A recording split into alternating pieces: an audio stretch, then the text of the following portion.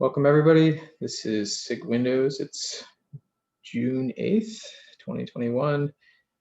This is our weekly meeting, and we are a part of the CNCF. And so if you have any, so we follow the CNCF guidelines around code of conduct. And so if you have any questions or concerns, please reach out to myself or any of the other team members inside SIG Windows or the other SIGs. So with that, we're going to get started today. We typically try to do some intros. I do see one or two names on the list that I haven't seen before. So if anybody wanted to say hello and just introduce themselves to the community and let us know why you're here, what you're interested in, that'd be great.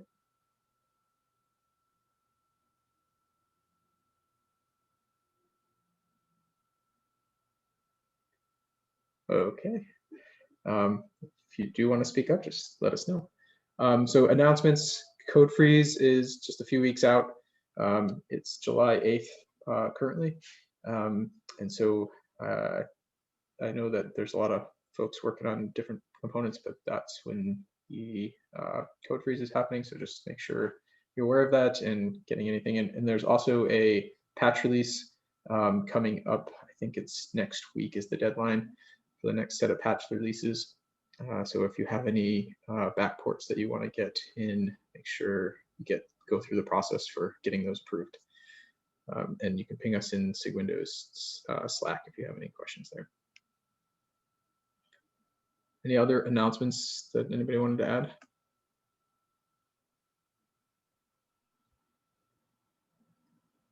Okay, great. So then we'll go on to our agenda. I just wanted to call out we've made some updates to GMSA webhooks. For 122, a bunch of APIs depreciated, and so a bunch of our end-to-end tests started failing. So over the last week and a half, I've been working on improving and cleaning that up. We were using Travis CI, which was being removed at the end of May, and also we were on a bunch of older binary components, and so I upgraded all those and then upgraded all the APIs. Part of that was I moved the Windows, the image that's being published for the webhook to SIG Windows tools. It was on somebody's private repository, the original contributor. And so I've moved it over there. Just wanted to give everybody a heads up. I also added version tags, so it's tagged to the commit that we have. And eventually I'll do a release once some other folks give some more tries on this. So if anybody is interested, please give that a try on the newest versions and let us know if there's any issues. So, any questions there? Just a minor one, out of curiosity. I see that there's an image there. Is that a Windows or a Linux image? It is a Linux image. Yes, the webhook image is complete. The webhook GMSA components all run on Linux. Okay, that's good to know then. Yep.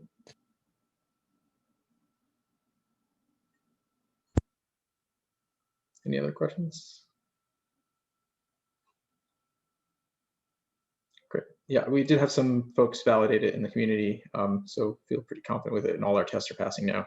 And so yeah, just a heads up for that. Arvind, you had Cloud Controller Manager. Yeah, I don't remember if we discussed this before here, but our cloud team brought this to our attention today about how some features that are part of the kubelet today is actually being extracted out. And if you are running with a provider external, especially Microsoft Azure, you will use this cloud node manager, or they call it, cloud controller manager.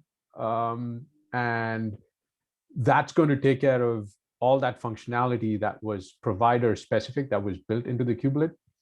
And it'll run as a separate daemon set on the Windows node.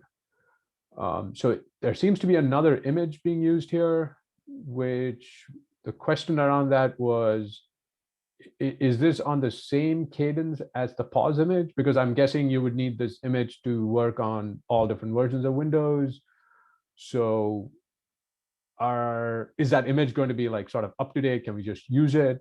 If there's a CVE, is it going to get fixed? Just wondering about that. And if we have discussed this here before, sorry, I must have not been paying attention or something like that. I don't think we have. I don't have a whole lot of information on this. I haven't been involved in this at all. I don't know if anybody else on the call has any information, but I think I know who to ask. So yeah, we should definitely be aware of this because I think the way the kubelet gets configured on Azure is going to change, and mainly the command line parameters. And on Azure, you would need the CCM running for things to work the way it used to work before.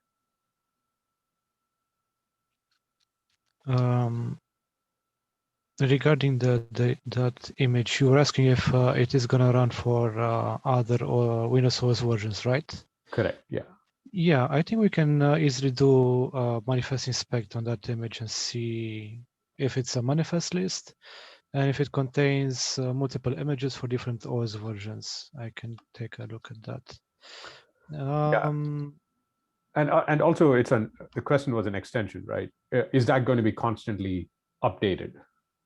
Because I know, like the pause image, we keep updating it, right? Every time there's a new OS release for Windows, that gets updated. Is that going to get updated, or should we be looking into running the CCM as a service or something along those lines?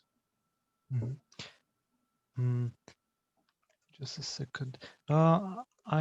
There might be a chance that the date is also published inside the manifest list itself, but I'm not exactly sure about that one. I can tell you soon, maybe, if you'd allow me.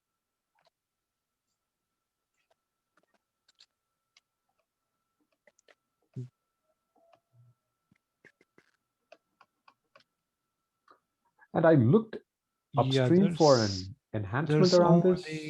That image only has supported platforms Linux AMD 64 and only one Windows AMD 64 10.0.17763. I guess we'd have to search. Yeah, so apparently that's only one OS version. Oh, that's 2019 LTSE, James? Yeah, I think 17.76.3 is. Yeah, that's the one. Windows Server 2019. Yeah. Yep. So apparently it's only for 1809. Oh, 1809. Okay. Yeah, that's LTSC. That's the LTSC. Yeah. Okay. I have to keep reminding myself because we've had so many situations where we're talking about 1909 and somebody confuses it with 1809. Yeah, 1909 has already been deprecated. Yeah, exactly. Yeah. Yeah, so I'll see if I can find who's responsible for building this image and get a little bit more information for you.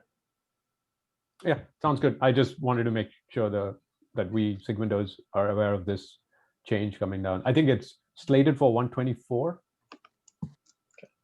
And I tried looking for an enhancement around this sort of kubelet, separating out the cloud provider specific configuration from the kubelet into an external binary. I couldn't find an enhancement around it, so I don't know how it. I would think that something like this would require an enhancement, but I didn't see anything. I couldn't find anything else. Out of curiosity, do you know if that image is open source? I was about to ask that question also. Yeah. I know the pause image is. I don't know anything about it. I just found out about this an hour ago, so it kind of took me by surprise. The pause image, you can also find it in KK. Correct. In build pause or something like that. There's a folder for that, and it has support for every single OS versions of Windows Yes. until now. Yeah, and that's why I was going to ask whether, does this, is this image going to be treated the same way as a pause image? And that's where I couldn't find any information about it. Yeah. If we are gonna find out if it's open source, that image, and there's a GitHub repo for that, I can help add other OS versions to it if needed. Okay, sounds great. Yeah, I've been adding other OS version support for many of other images, so I have a little bit of experience, I guess. I do know that the Linux version of this image is built from source. I'm guessing this one also could be built from source. Yeah, there looks like there's a Docker file in here. So there's the Cloud Manager Windows Docker file. Looks like it's hard coded to 1809 right now, but definitely can add support for that. Can you drop a link somewhere for that? Then I can try to extend it this week. Cool, thank you. Yeah, thanks for bringing that to our attention, Amarant. No worries. See if we can get some more details on what the exact plan is. There's a cap. Yeah, okay, sounds great. Cool. I think we're running the out of tree Cloud Controller Manager in CapZ, but I don't know exactly how that's configured. So why would you want to run it on the non-Linux OS? I joined late, so I'm just curious. They're removing the cloud provider specific features that are today in the kubelet. They're removing it out of the kubelet, and so I think at least starting with Azure, it's going to be mandatory to run the CCM on every master and or every control plane node and every worker node. Oh, every kubelet. Oh gosh. Okay. Yeah, which is why I was saying, right, why is there no enhancement around this? I would think there would be an enhancement for something like this. So it kind of caught me by surprise. I found out like an hour ago about this. Who owns the cloud controller managers, the GitHub repo? Sorry. That's yeah, we should look at the owner's file. Yeah, so that one is Pang Fei, who works for Microsoft. So I'll follow up with him internally, see if I can get more information. Cool. So move on to the next one. I know, Alvarez, you had one more here. We'll just quickly dive into the Open SSH, and then we'll talk about the Siloscape component. Muzz, do you want to go quick? Yeah, sorry, Arvind, I put it last minute on top of your item because it's probably a very quick question. So last week you talked about the Open SSH installer for image building, especially for air-gap environment. I was just wondering, do you know the name of the binary so I could get the owner within Microsoft to give us a more concrete answer? Do you know which binary you use, or what's the name of the binary for Open SSH install? So I believe that's installed via like the features, but I can send you a link to the install instructions. They're just from Microsoft Docs. So. Okay, yeah, that sounds good. Sorry, yeah, I didn't have that knowledge. So if I can get that information, I can move forward on seeing if it could be installed offline or it could be made, provided offline. Okay, sounds good. Yeah, I don't see Perry on the call. So. All right. And then Averant, did you want to quickly bring this up? Yeah, so I saw this, I think it was posted yesterday. It's coming from Palo Alto Networks. They are building up on the other escape they found, where you can you can escape out of a process isolation container, a process isolated Windows container onto the host. And they're sort of expanding on it. It's a pretty complicated attack. So it's sort of, it starts with, you need to have a container running on the Windows node that has existing vulnerabilities in it, and they sort of feed on that and end up running this piece of malware, this obfuscated piece of malware that's very hard to detect using like static analysis or anything like that, because they do a lot of runtime patching of that binary, and their main goal is try and find the kubelet, get cloud configuration information on it, and see if the kube config that's on the node has enough privileges to create deployments on the cluster. And this binary then goes and talks to a like a onion server running somewhere, and it will post the credentials, and using IRC, commands are being passed back from that onion IRC server back into the node, and it'll kick off. And I think that's the beginning to doing more nefarious stuff. So it's a pretty involved attack. And I think the statement would be is don't run process isolated containers and only stick with Hyper-V containers is what I'm guessing. But I was just wondering what, if folks are aware of this, and what are your thoughts around this?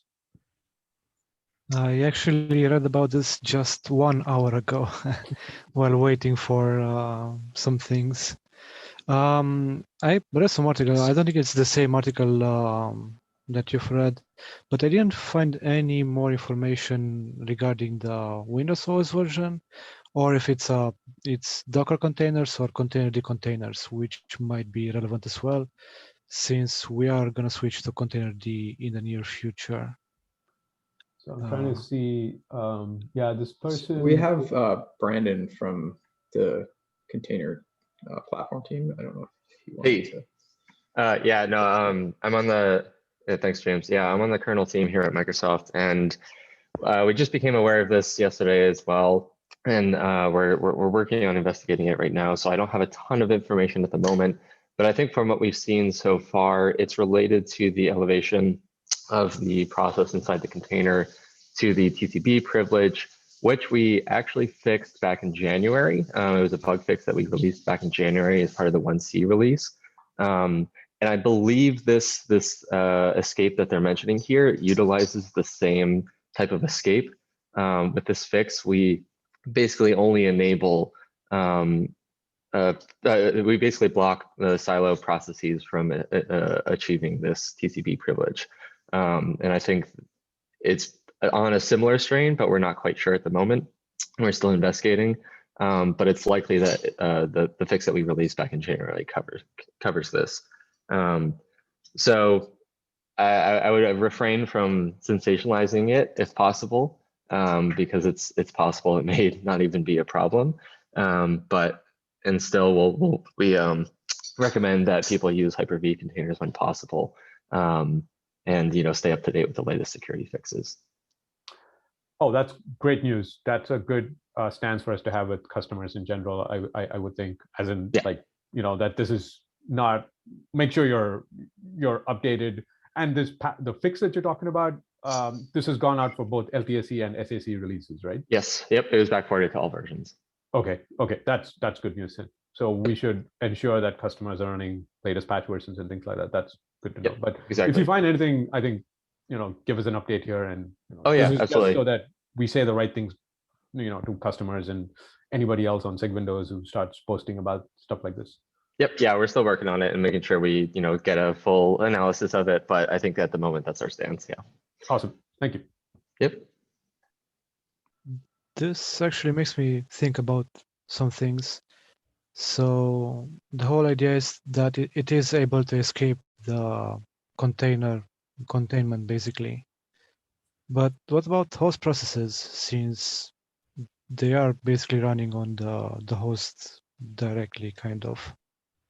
Won't they have the same problem, I wonder?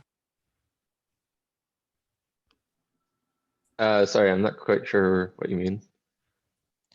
Yeah, there's been a new feature that we have introduced in Kubernetes this version, which is called host processes. Okay. I think it's from our privilege. Yeah. Privileged containers. Yeah. There's also no need for a Windows kubelet to submit pods. until we have those host process, right? Because right now we do all our CNI stuff in services, right? So I'm wondering, like, is anybody really using the kubelet manifests on the Windows side? Etsy kubelet manifest? What would you use it for? I mean, the only thing I ever use it for is CNI and CSI, right? But what does that have to do with this, right? This is. Like, Oh, well, just the general thing of the CVE kind of is predicated on the kubelet being able to create pods, right? So I'm wondering whether in general, is there a reason why we would allow a Windows kubelet to create pods? I can't think of any reason other than mirror pods. No. You're not using the kubelet to create pods, right? Oh, okay. If you just have if you're able to, from that node, if you have enough privileges to create deployments or pods, that's where the problem starts. It's not about the kubelet, or not about asking the kubelet to create pods. And so what on that node would be creating pods? Why would you have a kube config on the node to create pods if not for the kubelet? The thing would be kube proxy. So yeah, you're right. So what they're saying is they're talking about badly configured nodes. Okay, yeah. I just wanted to confirm that also to me is when I read the article, that's what I was thinking, right? Because somebody like sent it to me and I was like, well, okay, so I think the thing to do is just use that kubelet. Can I create pods? And that's probably something we should all do, is make sure that that's false, right? Like run that on every cluster. We should probably like add a thing to, what is that tool people use to verify that clusters are not overprivileged? It's like from Aqua or something. I forgot what it's called, but like, that was just my thinking. But yeah, okay. Thanks for confirming that. To answer the question about the host process containers, I have to remember exactly what privileges we're enabling for any process running with a host process container. But the whole purpose of the host process containers is to have an elevated set of privileges to be able to configure and do administrative tasks. So you shouldn't be running any like potentially hostile workloads in a host process container in the first place. And there should only be a limited set of those to be able to perform any sort of task. So this is kind of more of a general case with a process isolated container running a potentially hostile workload that could break this. True, makes sense.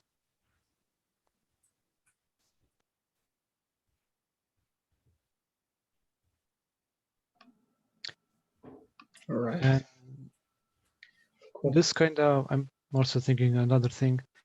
I know that I have been using a couple of times Docker Hyper-V isolated containers, but I haven't used Containerd Hyper-V isolated containers yet. Do we have them? I don't think so. Do we? Yeah, so there has been work done on a fork to enable this, but it hasn't been upstreamed yet. And we actually even have some test grid tests that show this working on Hyper-V, but we don't have, but it hasn't been upstreamed yet, and it hasn't been kind of fleshed out fully. So there is work being done for that, but it's not complete yet. Good to know. Wow, that's interesting.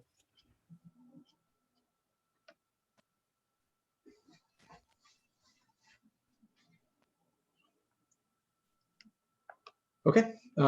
Any other topics for the last 3 minutes? Otherwise, I think we can wrap it up here and have a couple of minutes back.